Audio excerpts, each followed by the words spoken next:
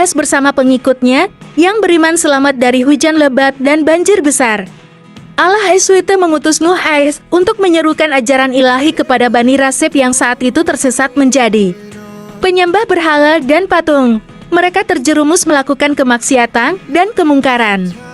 Padahal awalnya Bani Rasib adalah umat yang beriman kepada Allah SWT.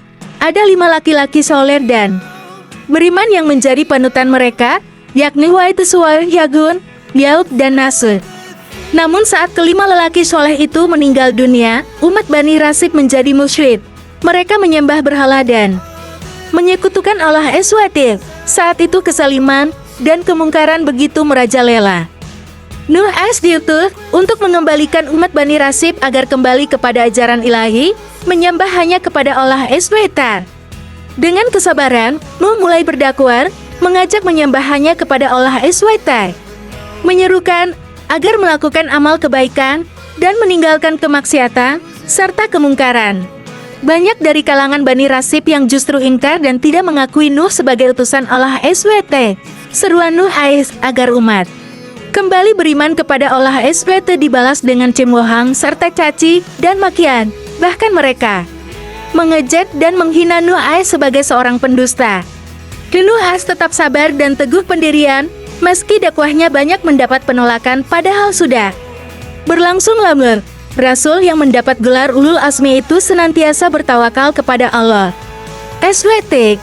Dia serahkan sepenuhnya kepada Allah SWT tentang nasib umat Bani Rasib.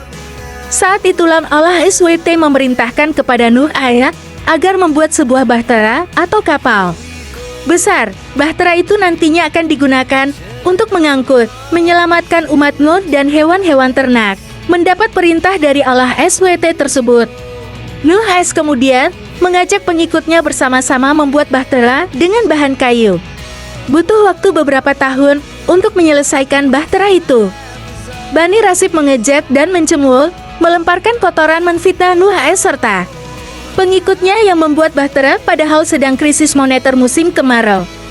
Di saat itu Adai buta datang menghampiri tabayun bahtera Nuh AS dan mengambil kotoran. Seketika itu matanya yang buta langsung sembuh, bisa melihat. Dan terdengarlah kabar bahwa kotoran menempel pada bahtera Nuh AS bisa menyembuhkan mata yang buta. Maka makin banyak orang yang menghampiri, mengambil kotoran yang nempel di bahtera Nuh AS, sehingga bahtera Nuh AS bersih kembali.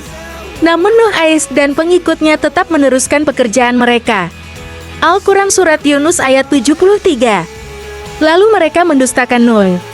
Maka kami selamatkan dia dan orang-orang yang bersamanya di dalam bahtera, dan kami jadikan mereka itu pemegang kekuasaan. Dan kami tenggelamkan orang-orang yang mendustakan ayat-ayat kami. Maka perhatikanlah bagaimana kesesudahan orang-orang yang diberi peringatan itu oleh Master Gumbar Sinago. Sekian dan terima kasih.